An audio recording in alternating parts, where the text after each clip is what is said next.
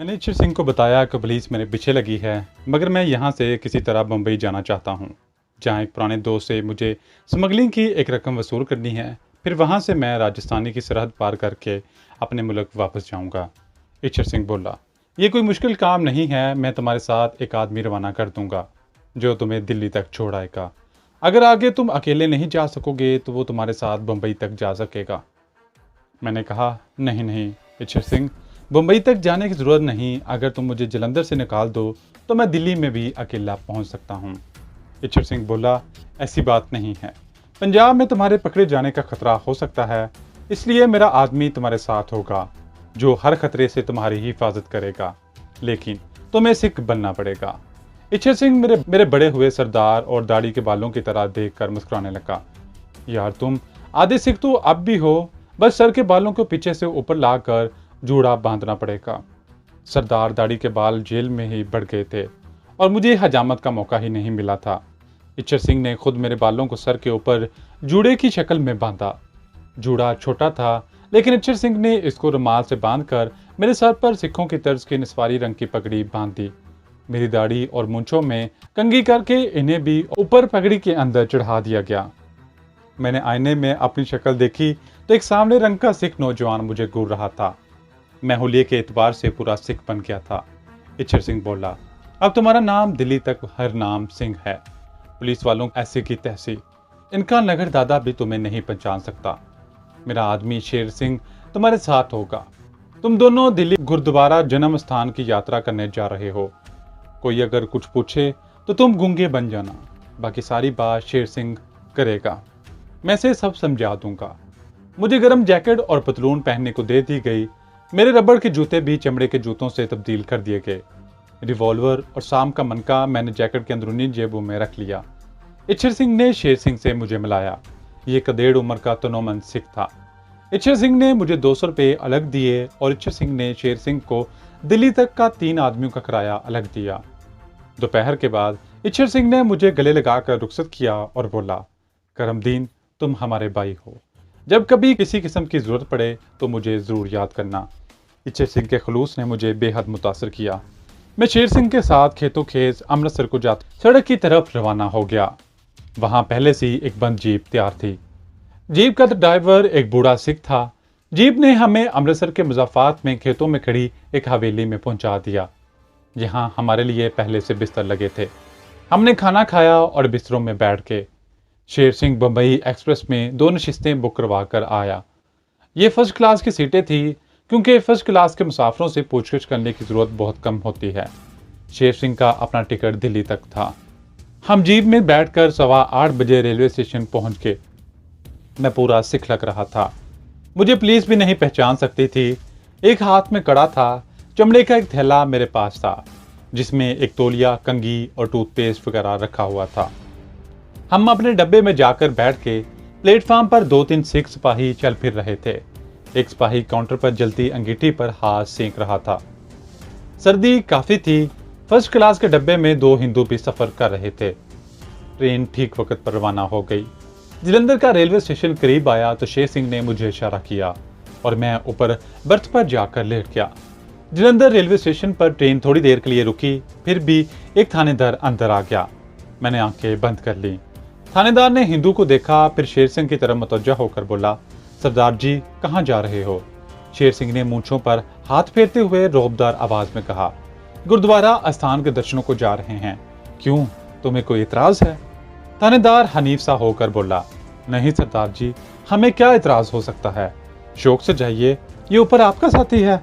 शेर सिंह ने ऊपर देखे बगैर कहा, मेरा बांजा है हरनाम सिंह। मगर तुम क्यों पूछ रहे हो? क्या बात है? अपनी बेटी की खैर चाहते हो तो यहाँ से नीचे उतर जाओ। शरीफ लोगों को परेशान करने की सजा न मिल जाए कहीं तुम्हें। थानेदार सत श्री अकाल कहकर माजत करते हुए डब्बे से बाहर निकल गया। शेर सिंह आखिर सिख था। मामले की नजाकत को महसूस नहीं कर सकता था। इसका यह लहजा हमें परेशानी में मुब्तला कर सकता था। मैं खामोशी से बर्थ पर लेटा रहा।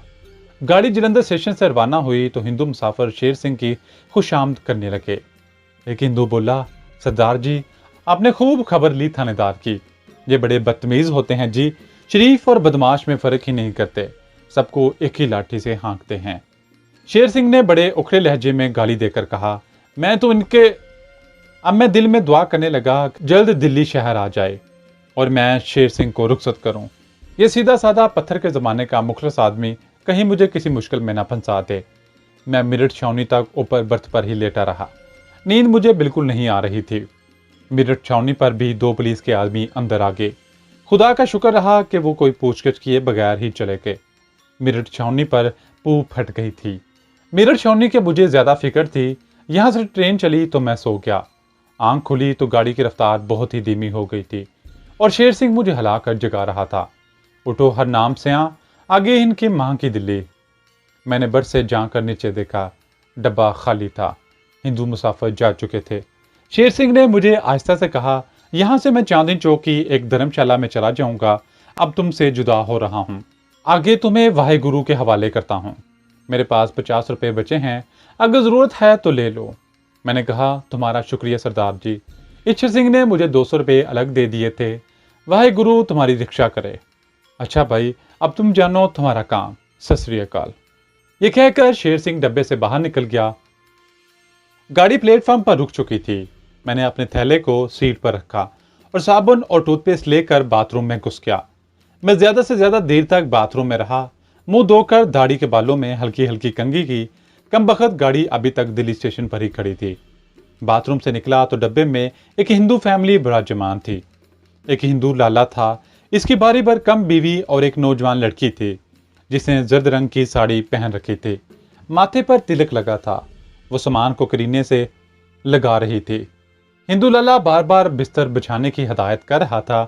इन्होंने मुझ पर एक निगाह डाली और फिर अपने काम में लग गए। मैं एहतियातन बर्थ पर चढ़कर लेट गया। दिन निकल आया था। मुंबई एक्सप्रेस अभी तक प्लेटफॉर्म पर खड़ी थी। थोड़ी थोड़ी देर बाद मैं तिरछी निगाह से डब्बे के दरवाजे को देख लेता था जो बंद था। प्लेटफॉर्म की तरफ से लोगों की आवाजें आ रही थी। खुदा खुदा करके गाड़ी की सीटी की आवाज आई। तीसरी सीटी पर इंजन ने भी विसल दिया और फिर ट्रेन आहिस्ता आहिस्ता आगे को खिसकना शुरू हो गई। नई दिल्ली के स्टेशन पर गाड़ी रुकी तो एक हिंदू बहरा अंदर दाखिल हुआ और नाश्ते का पूछने लगा। मैंने भी नाश्ते का ऑर्डर दे दिया। तीसरे स्टेशन हजरत निजामुद्दीन पर बहरा मेरे लिए नाश्ता ले आया। हिंदू फैमिली शायद घर से नाश्ता करके आई थी। इन्होंने सिर्फ चाय मंगवाई। गाड़ी वहां से चली तो मैं बर्थ पर ही बैठकर नाश्ता करने लगा। हिंदू लाले की बीवी ने डब्बे में से थोड़ी सी मिठाई निकाल कर प्लेट में रखी और लड़की से कहा, लैला बेटी, भाई साहब को भी ये मिठाई दो। मैंने कहा, धन्यवाद माता जी, मैं मिठाई नहीं खाता सुबह सुबह। हिंदू लाले ने मुस्कुरा कर कहा, खा लो बेटा, टल वालों की खालिस मिठाई है। दिल्ली के चांदनी चौक में टल वालों की एक पुरानी दुकान है जहां कांसी के टल लड़के रहते हैं। इस हलवाई की मिठाई सारे शहर में मशहूर है। कहते हैं कि इन लोगों के दादा परदादा शाही किले में मिठाई सप्लाई किया करते थे। मैंने लैला के हाथ से प्लेट थाम ली और कहा, थैंक यू। लैला शर्मा कर अपनी सीट पर जाकर बैठ गई और कोई फिल्मी रिसाला पढ़ने लगी। मैं किसी भी मुसाफिर से ज्यादा बातचीत नहीं करना चाहता था, लेकिन हिंदू लाले ने पूछा, सरदार जी कहाँ जा रहे हो? मुंबई। मैंने चाय का घूंट भरते हुए कहा। हिंदू लाला बड़ा खुश हुआ। तब तो खूब साथ रहेगा, हम भी बम्बई जा रहे हैं। लैला वहां डॉक्टरी में पढ़ती है ना। मेरा भी भिंडी बाजार में कपड़े का कारोबार है। तुम बम्बई किसके पास जा रहे हो बेटा? ये सवाल जवाब तो होने ही थे, क्या करता, बस इतना ही कहा। मेरे बड़े भाई शेरा सिंह का वहां गैराज है, मैं इसके साथ गैराज में काम सीखता हूँ। इस पर हिंदू लाले ने कोई ज्यादा दिलचस्पी का इजहार न किया और अपनी बीवी से बातें करने लग गया। लेकिन मैंने महसूस किया कि इनकी लड़की लैला ने रिसाला पढ़ते हुए दो एक बार मुझ पर तिरछी नजर डाली थी। यह भी एक कुदरती बात थी। मैं खामोशी से नाश्ता करता रहा। नाश्ता करने के बाद ट्रे बर्थ पर ही एक तरफ रख दी और बर्थ पर नीम दराज होकर अखबार का मुताला करने लगा। ट्रेन अगले स्टेशन फरीदाबाद जाकर रुकी तो बेरा चाय का सामान और पैसे लेकर चला गया। जाते जाते कह गया कि खाना मथुरा स्टेशन पर लाऊंगा। मथुरा का शहर दिल्ली से 145 किलोमीटर के फासले पर है। यहाँ हिंदू फैमिली ने खाने का बड़ा डब्बा निकाल कर मुझे भी दावत दी, मगर मैंने बड़ी शाइस्तगी से शुक्रिया के साथ इनकार कर दिया। बहरा मेरे लिए खाना ले आया था। मथुरा स्टेशन पर गाड़ी थोड़ी देर के लिए रुकी थी। यहाँ से ट्रेन रवाना हुई तो स्टेशन पर स्टेशन छोड़ती चली गई। आगरा शहर आया और गुजर गया। धौलपुर भी गुजर गया। ग्वालियर ट्रेन 10-15 मिनट तक रुकी रही। मैं अब बस से उतरकर खिड़की के साथ अपनी सीट पर बैठ गया। मैं काफी हद तक खतरे की पहुंच से बाहर निकल आया था। यहाँ से गाड़ी रवाना हुई। अब इसका अगला पड़ाव 100 किलोमीटर के फासले पर झांसी का मशहूर शहर था। मौसम यहाँ का काफी हद तक खुशगवार हो गया था। पंजाब की सख्त सर्दी पीछे रह गई थी और सिर्फ फिजा में खनकी ही थी।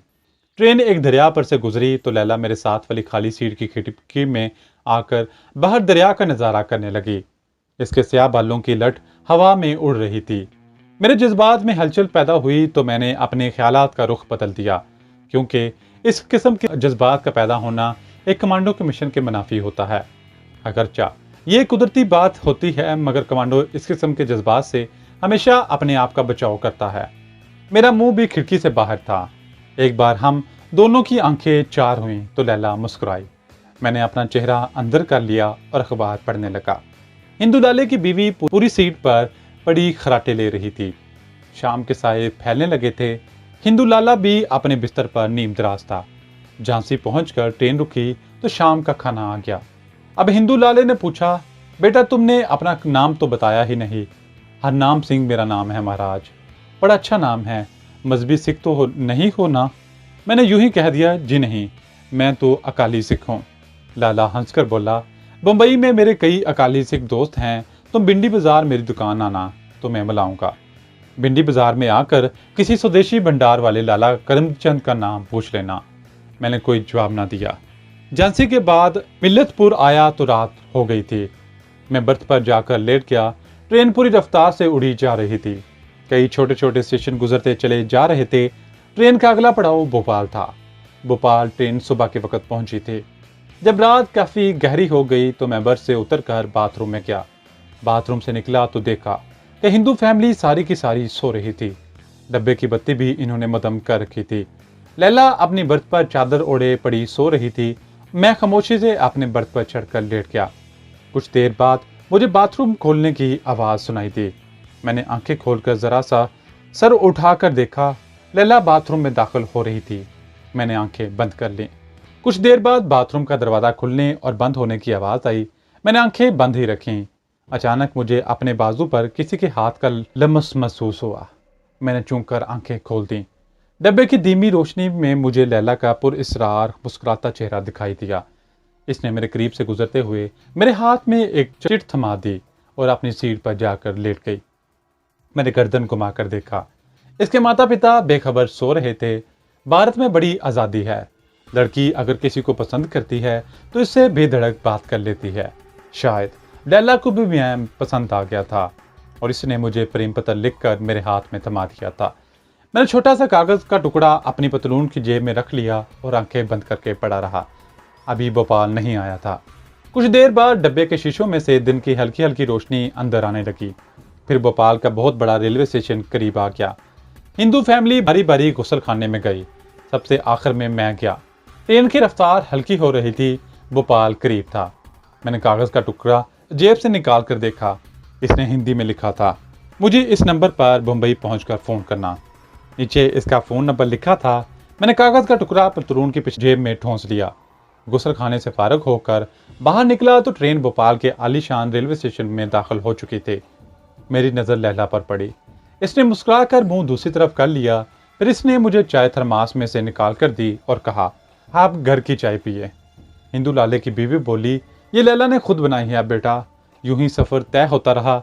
सारा दिन ट्रेन बम्बई की तरफ रवान दवा रही। होशंगाबाद आया। अटारसी का स्टेशन आया।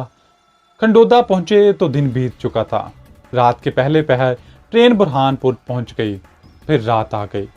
रातों रात भूसावल, जलगांव, चालीसगांव और नंदगांव के शहर भी गुजर गए। आधी रात के बाद जाकर कहीं नासिक रोड का स्टेशन आया। इसके बाद देवलाली और फिर गाड़ी अगतपुरी के स्टेशन पर रुकी तो दिन निकल आया। यहाँ से ट्रेन को बिजली का इंजन लगा दिया गया। अब मुंबई यहाँ से तकरीबन 150 किलोमीटर के फासले पर रह गया था। 2 घंटे बाद मुंबई शहर का पहला मज़ाफ़ाती रेलवे स्टेशन कल्याण आ गया। कल्याण से बम्बई का भोरी बंदर रेलवे स्टेशन 50 किलोमीटर रह जाता है। इस दौरान में हिंदू फैमिली से मेरी काफ़ी दोस्ती हो गई थी। लैला से बातें भी हुई थीं। इसने मुझे अपने मेडिकल कॉलेज और अपनी सहेलियों के नाम भी बता दिए थे। कल्याण के बाद यूं तो कई लोकल स्टेशन आए, मगर ट्रेन सिर्फ दावर पर जाकर रुकी। यहाँ से चली तो बंबई के दूसरे सबसे बड़े रेलवे स्टेशन बोरी बंदर के कुशादा प्लेटफॉर्म पर दाखिल हो गई।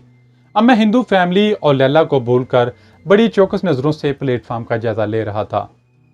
एक हजूम था, खल्के खुदा का दरिया था जो बह रहा था। यहाँ कौन किसी को देखता था। मैं भी थैला उठाए भीड़ में गुम हो गया। फर्स्ट क्लास के गेट पर ज्यादा रश नहीं था, लेकिन वहां मिलिट्री पुलिस के 2 जवानों को देखकर मैंने थर्ड क्लास के गेट की तरफ रुख कर लिया। यह भीड़ के रेले के साथ मैं भी बाहर निकल गया। सामने सड़क के किनारे टैक्सियां लगी थीं। मैं एक टैक्सी में जाकर घुसा और इससे ओपरा हाउस चलने के लिए कहा। बंबई शहर मेरे लिए नया नहीं था, पहले भी इस शहर की आवारागर्दी कर चुका था। ओपरा हाउस के चौक पर उतरकर मैं पैदल ही चर्नी रोड की तरफ चलने लगा।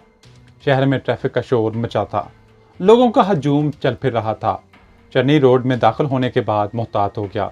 दूर से मैंने अपने जसूस बल्कि मास्टर सिपाही हकीम सुलेमान शाह के मतब को देखा। इसका बोर्ड दुकान के बाहर वैसा ही लगा था और एक इन्वेस्टर गाड़ी बाहर खड़ी थी। शायद हकीम साहब का कोई अमीर मरीज आया हुआ था। मैं एक रेस्तोरां में जाकर बैठ गया, चाय का कप मंगवा कर पीने लगा। बंबई की ट्रैफिक पुलिस का एक दुबला पतला सिपाही डंडा लटकाए रेस्तोरां में दाखिल हुआ और काउंटर के ईरानी मालिक की तरफ देखकर बोला, दादा एक गर्मा गर्म चाय का कप लाओ। साला भाग गया, मगर कहाँ जाएगा। पकड़ू ना तो गांसी राम ना कहना। मैं खामोशी से बैठा रहा। सिपाही मेरे सामने वाली मेज पर बैठ गया। टोपी उतार कर इसने मेज पर रख दी। फिर अचानक उठकर मेरे पास आया। मेरा दिल एक बार जोर से धड़क उठा। सिपाही ने बड़े अदब से कहा, सरदार जी ये लून की शीशी ले लूं? चाय में नमक मिलाकर पीता हूँ। मेरी जान में जान आई। मैंने कहा, ले लो जी। सिपाही ने नमकदानी उठाई और थैंक यू सरदार जी कहकर अपनी कुर्सी पर जाकर बैठ गया। मैंने उठकर काउंटर पर चाय के पैसे अदा किए और बाहर सड़क पर आकर हकीम साहब की दुकान की तरफ देखा। गाड़ी अभी तक दुकान के बाहर खड़ी थी। अब मैं ज्यादा देर सड़क पर नहीं रुक सकता था। मैंने खुदा का नाम लिया और सुलेमान शाह के मतब की तरफ चलने लगा। मैं इसके मतब की ड्यूटी में से गुजर कर बैठक में गया तो देखा कि हमारा मास्टर सिपाही हकीम सुलेमान शाह सफ़ेद बुराक लिबास पहने अपनी संदूकची के पीछे गलीचे पर बैठा एक हिंदू औरत से बातें कर रहा था जो इसके पास ही बैठी थी।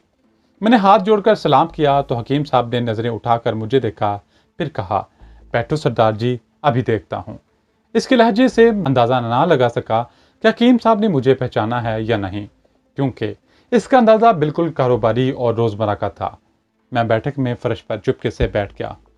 हिंदू औरत को हकीम साहब ने माजून की शीशी और कुछ पुड़ियां देकर कहा, बहन जी दवाई बाकायदगी से खाएं, भगवान अच्छा कर देगा, परसों आकर फिर दिखा दीजिएगा। हिंदू औरत ने हाथ जोड़कर प्रणाम किया और बैठक से चली गई। इसके जाने के बाद हकीम साहब मेरी तरफ देखे बगैर अपने रजिस्टर पर कुछ लिखते हुए आहिस्ता से पूछा, तुम्हारे पीछे तो कोई नहीं लगा हुआ ना? मैं समझ गया कि हकीम साहब ने मुझे एक सिख के रूम में पहचान लिया है। आखिर वो मास्टर सिपाही था, तजुर्बाकार जासूस था। मैंने कहा, मेरे पीछे कोई नहीं था। हकीम साहब अपनी जगह से उठकर मतलब की ड्यूटी में आ गए। सामने ताक में रखे हुए लोटे में से पानी लेकर एक बार कुल्ली की और रुमाल से मुंह पोंछते हुए मेरी तरफ देखकर बोले, सामने वाली कोठरी में चले चलो। मैं जल्दी से उठकर हकीम साहब की कोठरी में घुस गया। थोड़ी देर बाद हकीम साहब भी कोठरी में आ गए। दरवाजा बंद करके बोले, तुमने बहुत देर कर दी। इन लोगों ने डॉक्टर अफरीदी और उसकी बेटी नौरीन को किसी ऐसी जगह छुपा दिया है जिसका हम अभी तक सुराग नहीं लगा सके।